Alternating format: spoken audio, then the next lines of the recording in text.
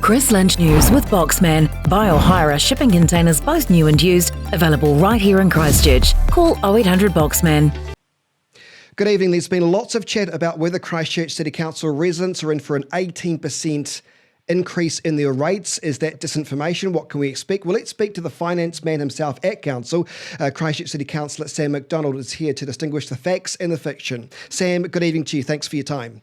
Good evening, Chris.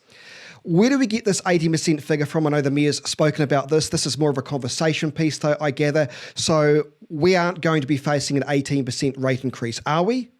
No, we're certainly not. What we've done this time round, so we set a 10-year budget every 3 years. Sounds a wee bit technical, but what we've said, and the Mayor's been very clear, that actually we want to be as transparent as possible throughout this whole process. So what would normally happen is we get to February of next year and the public would see where we've landed on a number. But he's said, and the Council have unanimously agreed, to begin to share that information as we work through the process. So, look, there are definitely some challenges financially. I don't think anyone can get away from that, but it certainly won't be 18%.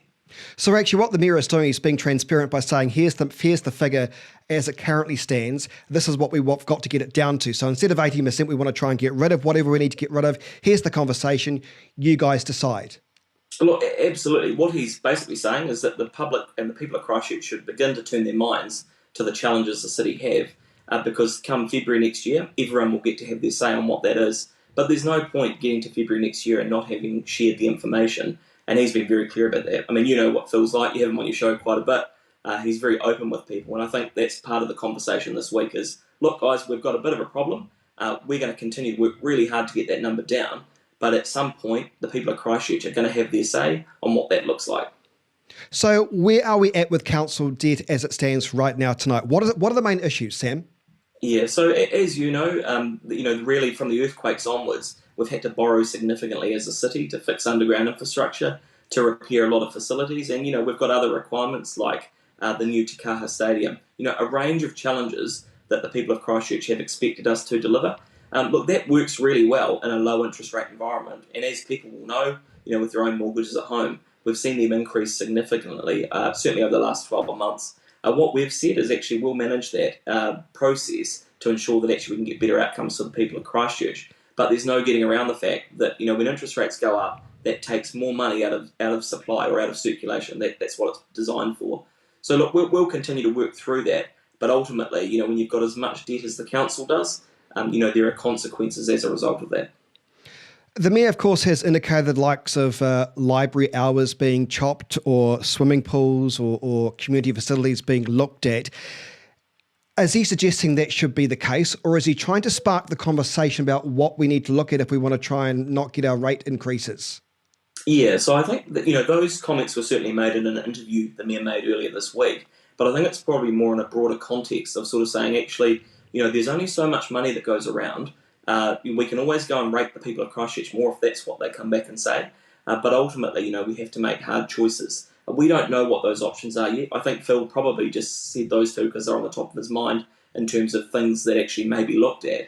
But there are literally hundreds and hundreds of projects and operations that would be done. So, look, they're probably unfortunate examples to use because certainly that is not the case at the moment. And like I say, everyone will get to have the chance to have their say. I think you're right, though. He's really just trying to spark a conversation with people in Christchurch that I don't think's been done before. And so I think it's actually a positive thing.